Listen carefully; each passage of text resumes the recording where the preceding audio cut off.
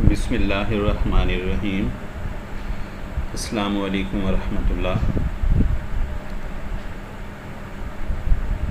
हमारा टॉपिक है आज का मॉलिक्यूलर सॉलिड्स। ये ऐसे क्रिस्टलाइन सॉलिड्स हैं जिनमें ज़र्रों को जोड़ कर रखने वाली फ़ोर्स ना तो आयनिक बॉन्ड होती है और ना ही कोवेलेंट बॉन्ड, बल्कि इन दोनों के बरअक्स ये एक फ़िज़िकल इंटरेक्शन होता है जिसको हम वंडर वाल इंटरेक्शन के नाम से याद कर सकते हैं। मिसाल के तौर पर सॉलिड हालत में बदली हुई नोबल गैसेस इतना ठंडा करें कि ये लिक्विड में बदल जाएं, फिर मज़ीद ठंडा करें कि ये सॉलिड में बदल जाएं। सॉलिड हालत के अंदर हर नोबल गैस क्रिस्टलाइन स्ट्रक्चर की हामिल होती है। इसी तरह से बर्फ़, सल्फ़र, आयोडीन एट्सेट्रा। लफ्ज़ बोला है इसकी डेफिनेशन के अंदर के ज़र्रों को जोड़ कर रखने वाली फोर्स। तो ज़र्रे इसमें क्या हैं? जैसा कि टाइटल से ये बात वाज़े है, यहाँ क्रिस्टल लैटिस के अंदर हर ज़र्रा मॉलिक्यूल होगा। जैसे आयनिक क्रिस्टल्स में हर ज़र्रा कैटाइन और एनाइन था, यानी दो किस्म के ज़र्रे थे, और कोवेलेंट सॉलिड्स में हर ज़र्रा एटम था, और मॉलिक्यूलर सॉलिड में हर ज़र्रा मॉलिक्यूल होगा। लेकिन इसके साथ साथ बाज़ औक़ात ये ज़र्रे एटम्स भी हो सकते हैं। एटम्स कब होंगे? जब नोबल गैस सॉलिड हालत में बदलेगी, क्योंकि नोबल गैस का हर ज़र्रा एक एटम होता है। अगर हम वर्ड एटम को यहाँ से एग्जेम्प्ट करें तो अकेला मॉलिक्यूल ज़र्रे के कायम मुकाम हो सकता है, क्योंकि नोबल गैस का हर atom basically mono atomic molecule होता है। Anyhow, van der Waals forces दो तरह की होती हैं। ये या तो पोलर होंगी, पोलर मॉलिक्यूल्स में हैं तो फिर डाइपोल फोर्स होंगी या हाइड्रोजन बॉन्डिंग, और नॉन पोलर मॉलिक्यूल्स में हैं तो फिर van der Waals forces London dispersion forces कहलाएंगे। वन बाय वन हम इनको देखते हैं। हाइड्रोजन बॉन्डिंग या डाइपोल इंटरेक्शन, ये पोलर मॉलिक्यूल्स में पाई जाएंगी जब पोलर मॉलिक्यूल्स सॉलिड हालत के अंदर हों, क्योंकि हम क्रिस्टलाइन सॉलिड को स्टडी कर रहे हैं। मिसाल के तौर पर आइस में, शुगर में मॉलिक्यूल एक दूसरे के साथ हाइड्रोजन बॉन्डिंग के ज़रिए से कनेक्टेड होते हैं, और ये क्रिस्टलाइन सॉलिड्स हैं। लंडन डिस्पर्जन फोर्सेस ये नॉन पोलर मॉलिक्यूल्स में पाई जाती हैं, या नोबल गैस के एटम्स में, एलिमेंट्स में, जब वो सॉलिड हालत के अंदर हों। गैस फेज और लिक्विड स्टेट में भी लंडन डिस्पर्जन फोर्सेस ही होती हैं नोबल गैस में, लेकिन हम चूँकि क्रिस्टलाइन सॉलिड को स्टडी कर रहे हैं इसलिए मैं वर्ड सॉलिड बोला। मिसाल के तौर पर sulphur, phosphorus and dry ice etcetera. Sulphur के 8 एटम मिलके मॉलिक्यूल बनाते हैं, और एक पॉली एटॉमिक मॉलिक्यूल सल्फ़र का दूसरे सल्फ़र के पॉली एटॉमिक मॉलिक्यूल के साथ, पॉलीमीन मैनी एटम का मॉलिक्यूल दूसरे मैनी एटम के मॉलिक्यूल के साथ लंडन डिस्पर्जन फोर्स से कनेक्ट होगा, और फास्फोरस का एक टेट्रा एटॉमिक मॉलिक्यूल दूसरे फास्फोरस के टेट्रा एटॉमिक मॉलिक्यूल के साथ भी इसी लंडन फोर्स के साथ कनेक्टेड होगा।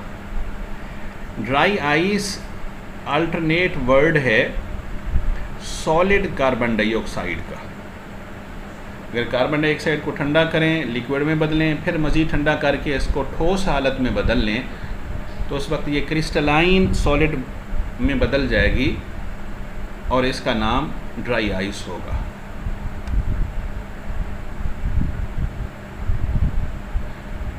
Properties of molecular solids. In solids की खुसूसियात क्या हैं? तो आइए तो हम इनको देखते हैं।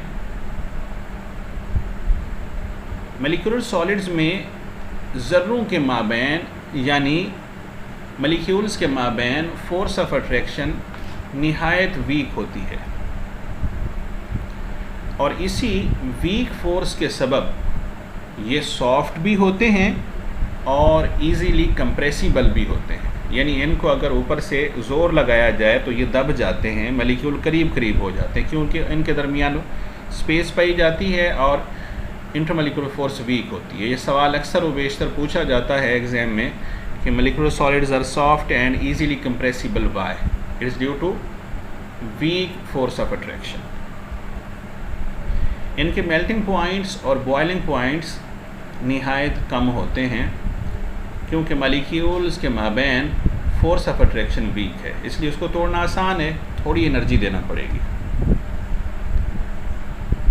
आम तौर पर polar molecular solids non polar molecular solid से स्ट्रॉन्गर होते हैं, इंटरमॉलिक्यूलर फोर्स के लिहाज से मजबूत होते हैं, मगर हमेशा ये रूल एप्लीकेबल नहीं होता, अक्सर एप्लीकेबल होता है। अक्सर व बेशतर मॉलिक्यूलर सॉलिड्स वोलेटाइल होते हैं, यानी इनके बुखारात बनते रहते हैं, स्पेशली रूम टेम्परेचर पर। बिजली के गैर मूसल हैं, इनमें से करंट नहीं गुजरता,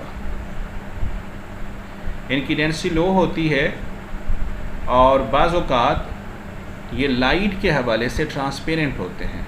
इनमें से लाइट रोशनी गुजर जाती है, कभी कभार गुजर जाती है कुछ मॉलिक्यूलर सॉलिड्स में से। Polar molecular solids polar solvents में हल होते हैं, जैसा कि बर्फ़ पानी में हल हो जाती है और चीनी भी पानी में हल हो जाती है। बर्फ़ और चीनी दोनों पोलर मॉलिक्यूलर क्रिस्टलाइन सॉलिड्स हैं और वाटर अब सब जानते हैं, लिक्विड पोर्शन में आप स्टडी कर चुके हैं कि ये एक पोलर सॉल्वेंट है, लिहाजा पोलर सॉल्वेंट के अंदर ये पोलर मॉलिक्यूलर क्रिस्टलाइन सॉलिड्स हल होंगे। Non polar molecular solids non polar solvents में हल हो जाते हैं और रूल 8 और रूल 9 या प्रॉपर्टी 8 और 9 जो है, इनके लिए एक कॉमन रूल अप्लाई होता है, that is like dissolve like. इससे आप ऑलरेडी फेमिलियर हैं। यहाँ पर हम देखेंगे स्ट्रक्चर ऑफ आयोडीन। बिल्कुल बॉटम लेवल पे आपको नज़र आ रहा है, ग्रीन लाइन के साथ दो ब्लैक किस्म की वर्टिकल लाइंस हैं। ये ब्लैक लाइंस जो हैं ये आयोडीन के एटम्स हैं और ग्रीन लाइन इनके दरमियान कोवेलेंट बॉन्ड है जो दो एटम्स को जोड़ रहा है। एक लेफ़्ट साइड पे और एक राइट साइड पे दो मॉलिक्यूल हैं और इनके माबैन जो डॉटेड रेड लाइन मैंने शो की है, ये दरअसल वीक वंडरवाल फोर्स है। क्योंकि ये मॉलिक्यूल्स नॉन पोलर हैं, लिहाजा ये डॉटेड लाइन जो वीक वंडरवाल फोर्स है, ये दरअसल लंदन डिस्पर्जन फोर्स है।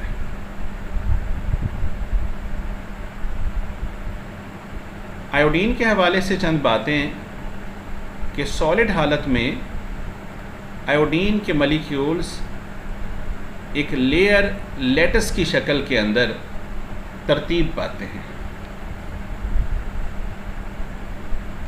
आयोडीन और आयोडीन एटम के माबैन जो बॉन्ड होता है, जिसको नीचे हमने ग्रीन लाइन से जाहिर किया है, बेसिकली ये कोवेलेंट बॉन्ड है। कोवेलेंट बॉन्ड है सॉलिड हालत के अंदर, इसकी बॉन्ड लेंथ होती है 271.5 पिकोमीटर, मगर यही बॉन्ड लेंथ डिक्रीज़ करके 266.6 पिकोमीटर रह जाती है जब हम हीट करते हैं और आयोडीन एवापोरेट होके गैसियस हालत में बदल जाती है। एक बड़ा कंफ्यूजिंग किस्म का यहाँ पे सवाल एक क्रिएट हो सकता है, एग्ज़ाम में तो कभी नहीं पूछा गया, लेकिन जीनियस स्टूडेंट्स के माइंड में ये बात ज़रूर आती है कि हम इस बात से वाकिफ़ हैं कि हीट करने पे चीज़ें फैलती हैं, मगर कैसे मुमकिन है आयोडीन और आयोडीन के माबैन फासला 271.5 पिकोमीटर था सॉलिड हालत में। जब हमने इसको हीट करके सब्लिमेट कर दिया तो आयोडीन के दो एटम के माबैन वही कोवेलेंट बॉन्ड का जो डिस्टेंस है, जिसको ग्रीन लाइन से ज़ाहिर किया कोवेलेंट डिस्टेंस, ये कम हो गया, हालांकि इसको तो बढ़ना चाहिए था। इसकी एक्सप्लेनेशन नीचे मैंने स्ट्रक्चर के अंदर शो कर दी है। जब ये सॉलिड हालत में होता है तो एक आयोडीन के I2 मॉलिक्यूल को दूसरे आयोडीन का I2 मॉलिक्यूल एक फोर्स के साथ खींच रहा होता है। राइट I2 का जो लेफ्ट एटम है, इसको लेफ्ट I2 का राइट आयोडीन एटम खींच रहा है, लिहाजा सॉलिड हालत में ये कोवेलेंट बॉन्ड लेंथ थोड़ी सी बढ़ जाएगी अपनी हकीकी बॉन्ड लेंथ से। हाँ, मगर जब हम इसको हीट करते हैं तो ये ग्रीन लाइन टूट जाती है, यानी लंदन डिस्पर्जन फोर्स यहाँ से डिसअपियर हो जाएगी। अब आयोडीन के दो एटम के माबैन जो कोवेलेंट बॉन्ड है वो एक्चुअल बॉन्ड होगा, क्योंकि इसको साइड का या नेबरिंग का दूसरा आयोडीन मॉलिक्यूल नहीं खींच रहा होगा। आयोडीन इलेक्ट्रिसिटी का एक कमज़ोर कंडक्टर है। ब्रेवेज सिस्टम के अंदर, जो कि 14 सिस्टम है, इसमें 14 यूनिट सेल्स होते हैं, इसके लिहाज से आयोडीन डायमंड और सोडियम क्लोराइड की मिसल फेस सेंटर्ड क्यूबिक सिस्टम है।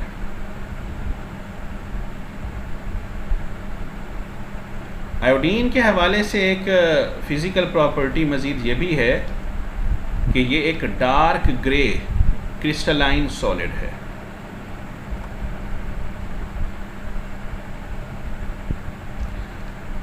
कुछ आयोडीन के स्ट्रक्चर के मुतालिक ये दो एटम्स हैं I और I, इनके माबैन एक बॉन्ड है जो इनको जोड़ रहा है।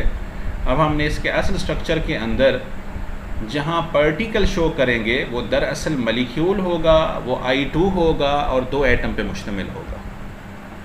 ये इसका स्ट्रक्चर है, आप इसको गौर से मुलाहजा करें, बहुत आसान स्ट्रक्चर है।